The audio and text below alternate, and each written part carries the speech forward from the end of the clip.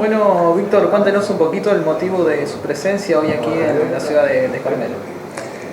Bueno, vamos a hacer una presentación sobre este tema de la presencia de proyectos de minería, de extracción de metales a cielo abierto, o sea, lo que se llama megaminería porque es un tipo de explotación de gran escala y que está propuesta básicamente en el Uruguay para hierro y oro. Hay muy poca información todavía sobre esto porque no es una actividad que en las características que tiene se haya conocido hasta ahora en el Uruguay. Hay minería de distinto tipo, pero no es en las proporciones y en la escala que está propuesta. Y entonces hay un gran desconocimiento. También hay una dificultad de acceso a la información. Una de las primeras cosas que nosotros iniciamos fue solicitar el acceso a la documentación pública, a la documentación oficial, donde las empresas presentan sus proyectos y los estudios de impacto ambiental en la Dirección Nacional de Medio Ambiente. Y ahí comprobamos que lo que las empresas dicen al público, inclusive lo que también autoridades del gobierno le dicen al público, no se corresponde con la información oficial que se encuentra en la documentación de los proyectos que están presentados. Entonces, básicamente nuestra visión es la siguiente. Uruguay no es un país rico en minerales. No se descubrió ahora que hay algunas reservas de minerales, o sea, descubrimos ahora que podemos ser un país minero. Digamos, no es nada de eso porque a lo largo del siglo pasado se estuvo estudiando bastante exhaustivamente las reservas minerales del Uruguay. Uruguay se caracteriza por tener en la parte de metales, que es lo que estamos hablando, yacimientos pequeños de escasas dimensiones y de bajo tenor también, es decir, de baja proporción del metal en el mineral. Por ejemplo, en el caso del hierro, el yacimiento más importante, que es el yacimiento de Aratirí, y otro yacimiento ya bastante menor que existe en Rivera, que se llama Zapucay, el hierro está al 28% en el mineral. Para vender el hierro en el mercado internacional tiene que estar como mínimo al 60%. Entonces, cualquiera que quiera extraer hierro en Uruguay tiene que agregarle, incorporarle un proceso de concentración para llevarlo al 60% o más, simplemente para poder venderlo como hierro en bruto. El hecho es que también con el oro se han desarrollado en los últimos tiempos tecnologías que permiten justamente explotar yacimientos pobres, porque también en el caso del oro los yacimientos más ricos de alguna manera ya fueron explotados y cada vez van disminuyendo porque esto es un recurso no renovable, es un recurso finito. Entonces fíjense que por ejemplo para el caso del oro en una minería a cielo abierto, para una empresa minera es rentable un mineral que tenga medio gramo de oro en una tonelada de mineral. Y esa tonelada de mineral en general está rodeada por 4, 6 toneladas de roca, que es lo que hay que extraer para después separar el metal dentro del mineral. Ahora, los impactos más importantes de este tipo de minería, que ustedes se dan cuenta que por estas características significa la extracción de grandes volúmenes de roca y las consiguientes napas minerales del subsuelo, es que esto produce alteraciones de gran magnitud sobre el ecosistema que le rodea. Es decir, cuando la roca está cubierta por una capa de suelo, que es lo habitual, a nosotros no nos impacta lo que existe en el subsuelo.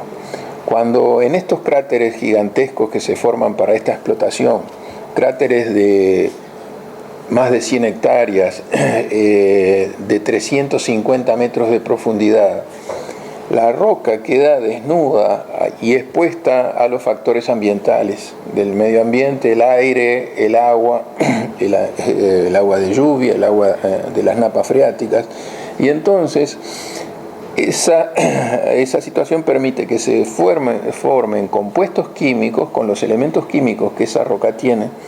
A su vez, esos compuestos químicos disuelven metales que también están contenidos en la roca, aún en mucho menos proporciones que en una veta de mineral, pero son componentes de la roca. Y entonces eso pasa a formar parte, porque eso se desagotan los cráteres, se están desagotando los cráteres permanentemente para poder seguir excavando. Esa agua que se saca de esos cráteres en esas condiciones, o el agua que circula por las pilas de roca estéril que quedan depositadas a la intemperie al lado del cráter, van a derivar a los cursos de agua de la región. Cursos de agua superficiales y también cursos de agua subterráneos. Entonces eso ya es la principal contaminación de la minería a cielo abierto, que ya no va a afectar solamente al lugar donde está el cráter, al lugar donde está la explotación minera, sino que eso se puede extender a kilómetros de distancia, porque lo transportan los ríos, los arroyos, los cursos de agua de la región. Entonces, existe minería con estas características en otros países de la región de América del Sur, por ejemplo en Chile o Perú, países que por una parte son muy ricos en minerales, o sea, tienen yacimientos grandes y de alta composición de metal. Eso les ha permitido explotar hasta ahora por siglos esos yacimientos y les va a permitir seguirlos explotando por siglos. En el caso del Uruguay, pero esos yacimientos a su vez en esos países se explotan en zonas semidesérticas o desérticas, como la cordillera de los Andes, el desierto de Atacama, donde prácticamente en esa zona no se puede practicar otro tipo de producción agrícola, ganadera. De todas maneras, por el tema del agua que yo contaba antes, aún estos yacimientos explotados de esta manera tienen impacto, porque por el agua que usan y por el agua que contaminan. En el caso de las montañas, por ejemplo, lo que están afectando son las aguas de los glaciares, y las aguas de los glaciares son las que alimentan más abajo a las colectividades campesinas y agrícolas que usan esa agua para su actividad productiva.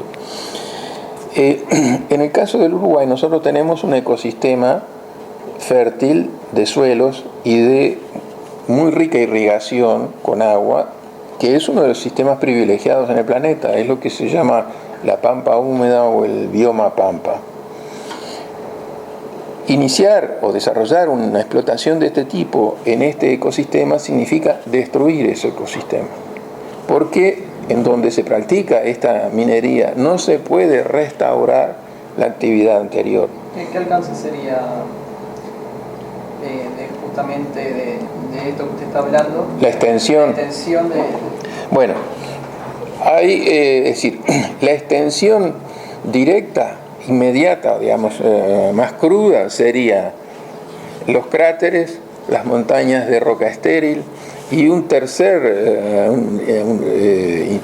medio recurso para el desecho, para el depósito de desechos, que es lo que se llama el embalse de Relaves, o es una represa a donde se destinan lodos finales producto de la separación del hierro o del oro del mineral. Solo en eso, digamos, la explotación más importante que está propuesta en este momento, que es el proyecto de la empresa de la minera Aratirí, ocuparía unas 14.500 hectáreas. Pero ahí ya hay una discusión, y tiene relación con lo que yo les contaba antes, sobre cuál es realmente la distancia dentro de la cual se pueden realizar o no otras actividades productivas. Entonces, por ejemplo, Aratirí, eso se llama en la minería franja de amortiguamiento, o sea, en el borde de los cráteres, ese no es el límite de la explotación. Hay una distancia de esos cráteres que es la franja de amortiguamiento dentro de la cual no se puede desarrollar otra actividad. Es decir, por los impactos de la extracción minera, los impactos de los explosivos, los impactos del polvo, los impactos de los elementos contaminantes y la contaminación misma del suelo.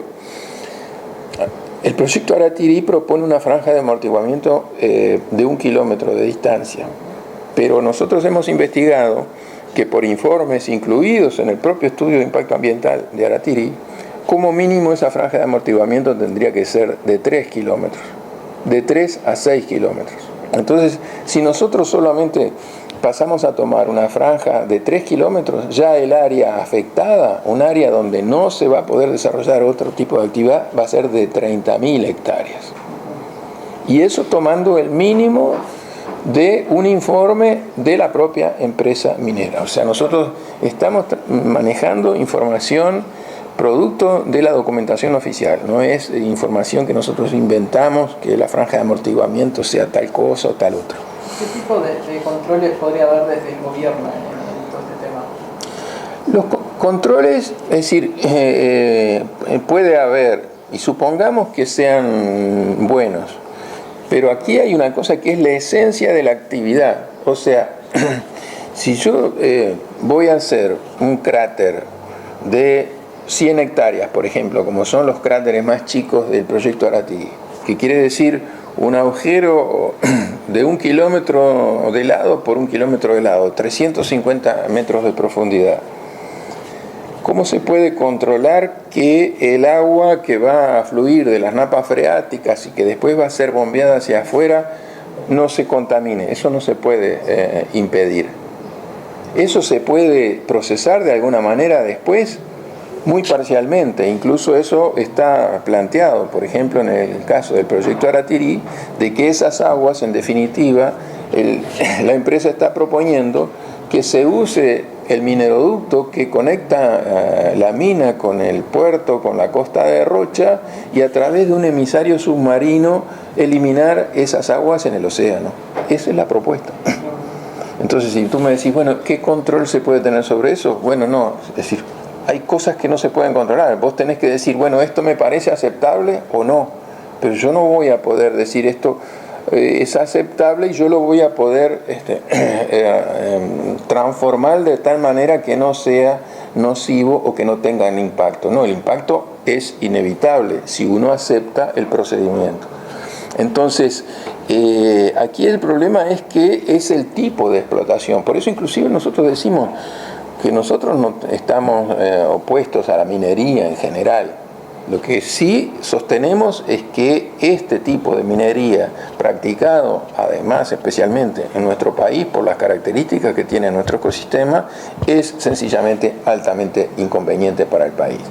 Inclusive porque, por lo que yo decía al principio, estos proyectos en Uruguay son de corta duración. El proyecto de mayor inversión y de mayor envergadura que está propuesto, que es el de la empresa Aratiri, es un proyecto para 12 años. También cuando decimos 12 años es lo que dice el informe presentado por la empresa en la DINAMA. Sin embargo, al público le dicen que no, que es para 20, 30, hasta 40 años. Justamente para darles la sensación a las personas, a la gente, a la población, de que no, que es un proyecto importante, que va a dar trabajo por mucho tiempo, ingresos económicos, y eso no es así, eso sencillamente es falso. Entonces, puede ser una perspectiva para este país que proyectos con esa duración signifiquen dejar como consecuencia destruida un área del territorio que es un ecosistema fértil, es un ecosistema capaz de permitir una actividad productiva duradera y sustentable. Para nosotros eso no es aceptable. 12 años en la vida de un país no es nada. Y entonces por eso también nosotros decimos que aquí no está en juego, como se sostiene, una diversificación de la matriz productiva. Sería una diversificación de la matriz productiva si aquí se abriera el campo para una actividad de desarrollo económico, productivo, de por lo menos como mínimo 1 o 2 generaciones. 12 años no alcanza a ser el tiempo de una generación. Que esto sirva para desarrollar un proceso de industrialización en el país tampoco es real.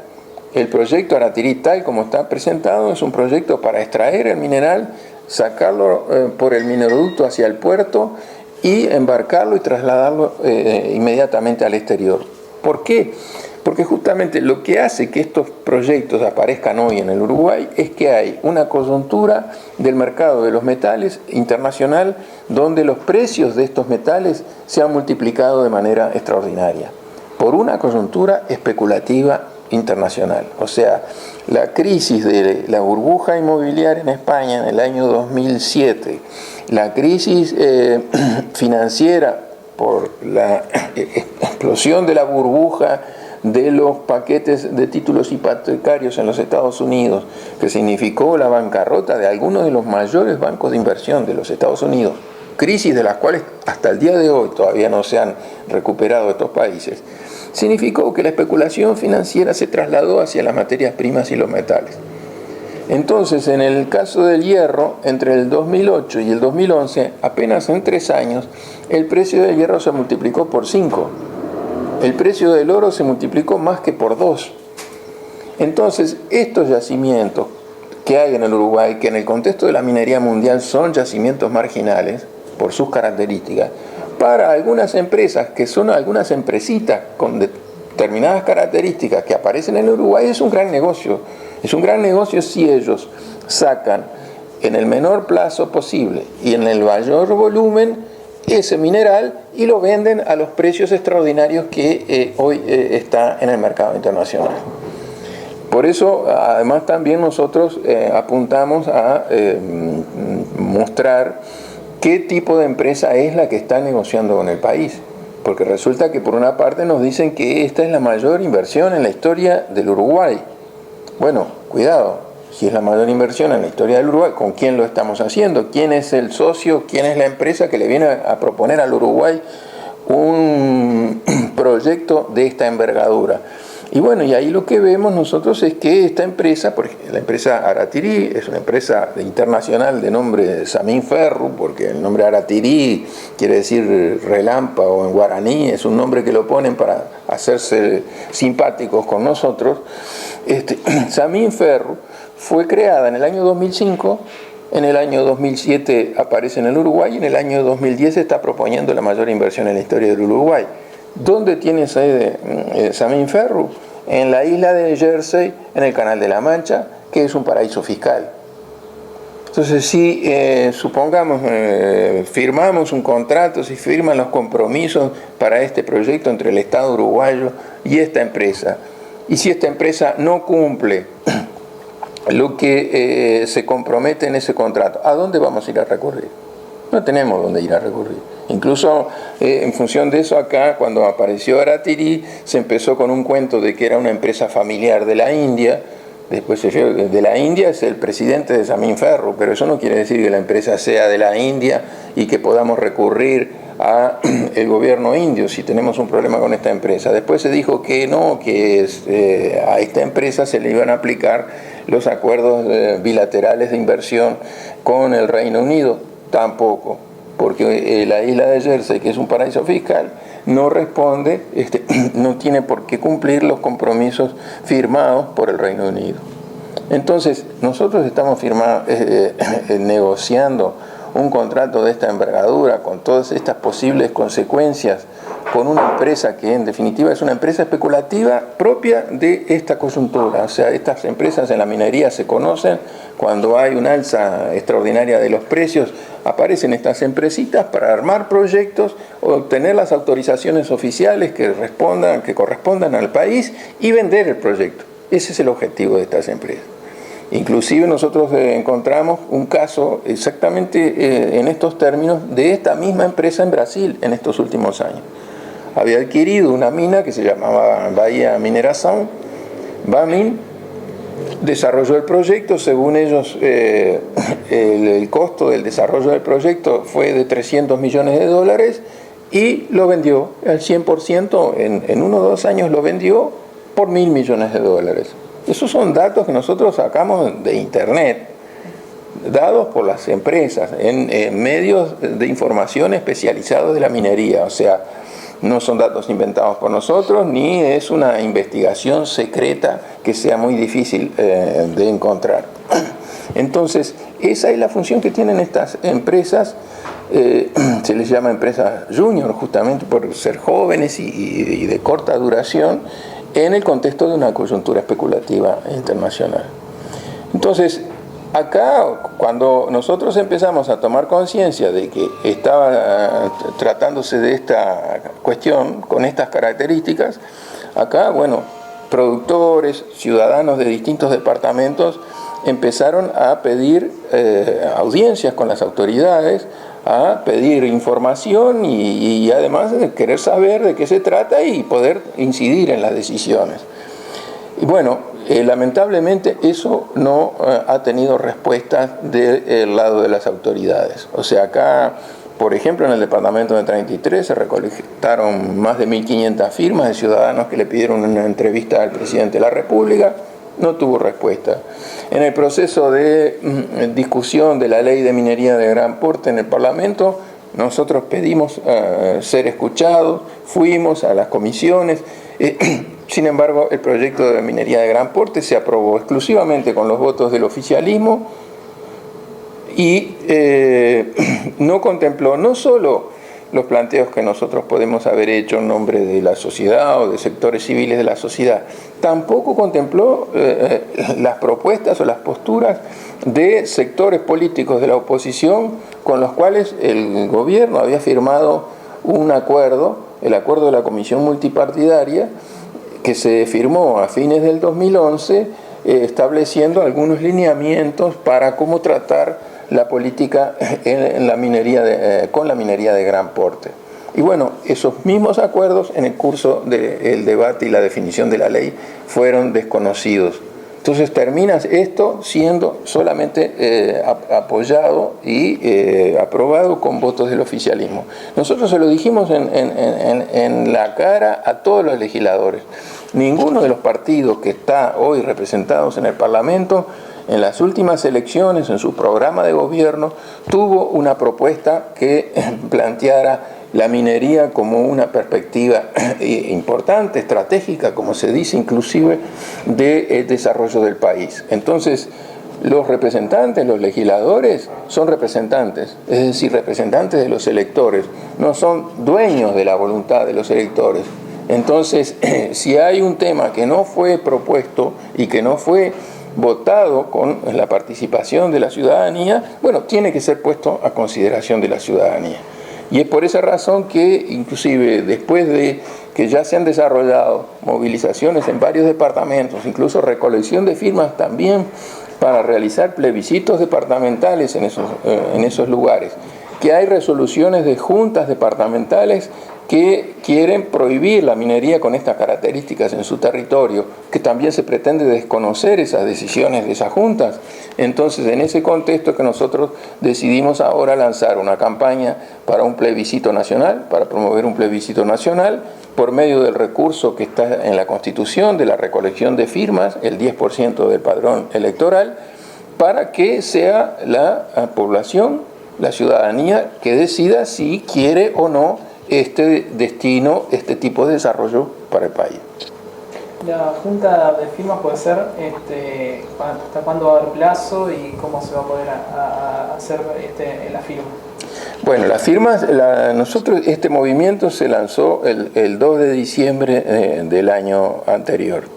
El agrupamiento, que es un agrupamiento civil, es un movimiento social, no es integrado por sectores o políticos partidarios, porque pensamos que esto tiene que expresar a la ciudadanía con independencia de las posturas partidarias. En este movimiento hay activistas o adherentes de todos los partidos políticos. Se denomina Movimiento Pro Plebiscito Nacional Uruguay Libre de Minería Metalífera a Cielo Abierto. Y la denominación más abreviada es Uruguay Libre. Va a ser 2 meses de que se lanzó. A fines de diciembre hicimos un balance preliminar, porque además se habían ya distribuido decenas de miles de papeletas y teníamos un relevamiento preliminar que nos daba que ya teníamos alrededor de 10.000 firmas. Ahora, a fines de mes, vamos a hacer otro balance. No sabemos hasta cuándo podemos haber llegado a esta altura. La realidad, lo que sí podemos decir es que ha habido una reacción formidable de la población, que hay una conciencia. Esto se ha convertido en un tema nacional y nosotros, incluso con la organización que contamos, estamos como, digamos, corriendo atrás de la voluntad de la gente de firmar. Estamos desbordados, estamos tratando de construir centros de distribución de papeletas, centros donde se pueden llevar las papeletas firmadas. Los requisitos para este proceso son los siguientes. Por la Constitución, los plebiscitos nacionales se realizan simultáneamente con elecciones nacionales. Para votarse en una elección, como se tienen que presentar las firmas, el 10% del padrón electoral son del orden de las 260.000 firmas en este momento. Esas firmas, porque tienen que ser verificadas, se deben presentar 6 meses antes de la fecha de las elecciones. Como este año tenemos elecciones nacionales el 26 de octubre, esto significaría que las 260.000 firmas tendrían que ser entregadas ahora en el mes de abril. Yo puedo decir que es bastante difícil, porque estamos organizándonos sobre la marcha, que podamos llegar a eso ahora. Vamos a hacer, y estamos haciendo el máximo esfuerzo, estamos teniendo una respuesta muy positiva de la población, pero simplemente si en abril nosotros no llegamos a los 260.000 firmas, vamos a seguir juntando firmas. Es decir, porque entonces buscaremos plebiscitarlo en la elección siguiente. Inclusive previendo eso, la enmienda que nosotros estamos proponiendo para reformar la Constitución no solo dice que se prohíbe la minería metalífera a cielo abierto en el país, sino que los proyectos con esas características que estén en curso a la altura en que sea aprobada esa norma deben ser suspendidos. Algo semejante a lo que también se planteó cuando se hizo el plebiscito del agua. Había concesiones a empresas privadas para la gestión del agua que debieron caducar a raíz de la reforma constitucional. Pero para nosotros lo central es establecer que la ciudadanía, que nosotros como ciudadanos tenemos derecho a intervenir y participar en esta decisión. Si se toman decisiones inconsultas, desconociendo esta situación e inclusive hasta desconociendo procedimientos institucionales y legales establecidos, como ocurriría si ahora firman el contrato de inversión. En este momento justamente hay una presión extraordinaria del gobierno tratando de convencer de que esto se pasó el tiempo, de que esto hay que firmar el contrato, y se quiere firmar un contrato con esta empresa cuando ni siquiera se han aplicado requisitos establecidos en la propia ley de minería de gran porte, no se han dado las aprobaciones ambientales que requieren estos proyectos, y en esas condiciones se quiere firmar un contrato que va a significar un compromiso.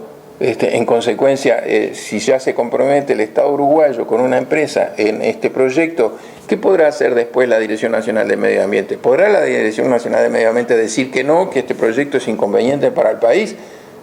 Eso evidentemente es muy difícil. O sea, entonces todo esto que se está haciendo constituye además una presión indebida sobre organismos del propio Estado, que son los responsables de evaluar estos proyectos. Bueno, lamentablemente se está yendo por ese camino y nosotros no vamos a cejar de procurar que esto se haga por las vías que corresponde y con consulta y decisión de la ciudadanía.